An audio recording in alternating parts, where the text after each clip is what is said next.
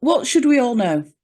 Well, at the Neuro Leadership Global Summit last year, one of the messages that came across loud and strong throughout the whole summit, and the whole summit was focused on workplace well-being and the culture of our workplaces.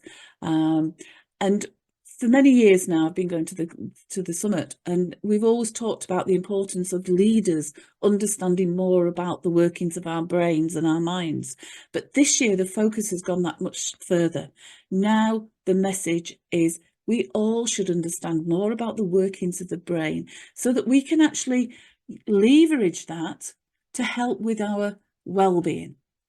So what I want to do is just look at some of the kind of what I call the brain basics, the things that we should all know, all people should know about our brains. The first one is that despite the brain being very powerful, it has a limited capacity, which if ignored can lead to the brain being overwhelmed and lead to impaired cognitive functioning, making it much harder to make decisions, process information, think logically, basically be harder to do our jobs that we need to do. At any one point in time, the brain can hold a maximum of 3 pieces of information in the conscious mind. But how many times do we're trying to kind of juggle all these balls and remember all these things? It's not actually good for the brain. It's got limited capacity. We tend to abuse the brain in that way. The unconscious mind and the conscious mind, they operate simultaneously.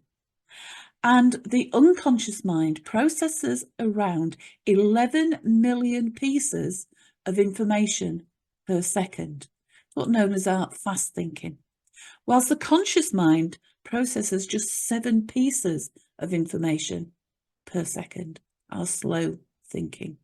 And we're going to talk about the implications of this in a moment. I just want to get through some of the kind of the basic facts that we need to be aware of or should be aware of. The unconscious processes are rooted in our survival instinct, and the survival that has very simple way of processing information received.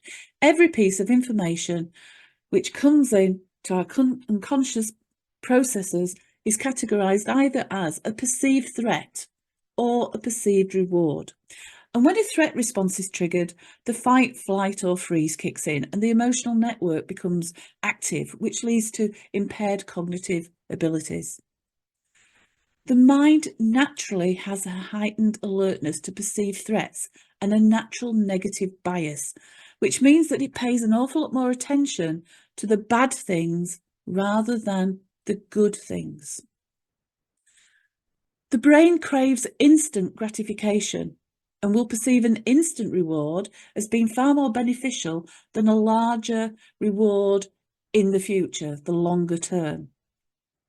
And the brain won't take action unless the perceived reward is great enough, meaningful enough to the individual to justify the amount of energy that is required to carry out that action.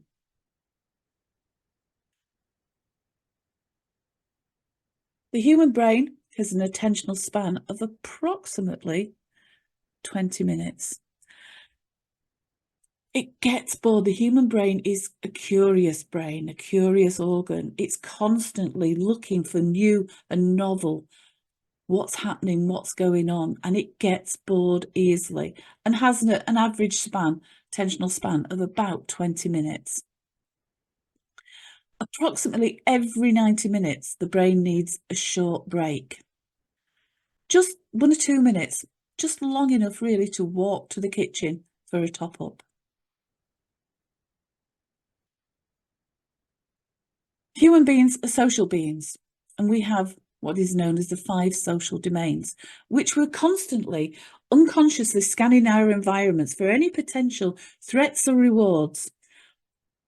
All our waking hours, we're constantly scanning the environment, wherever you are, whatever you're doing.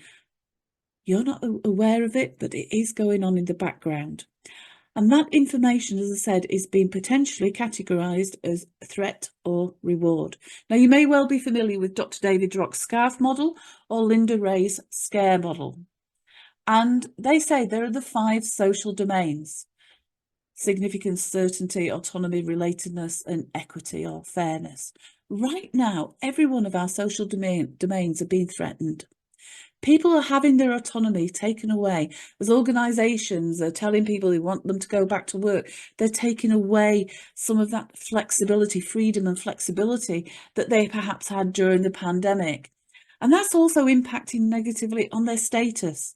Certainty is taking a huge hit for most people. The cost of living crisis, generative AI, high street closures, all these things are hitting on our certainty. Relatedness. As we heard at the beginning, only 29% of employees feel they have a sense of purpose of work, a lack of belonging. And fairness and equality. We hear every day in our workplaces people saying something isn't fair.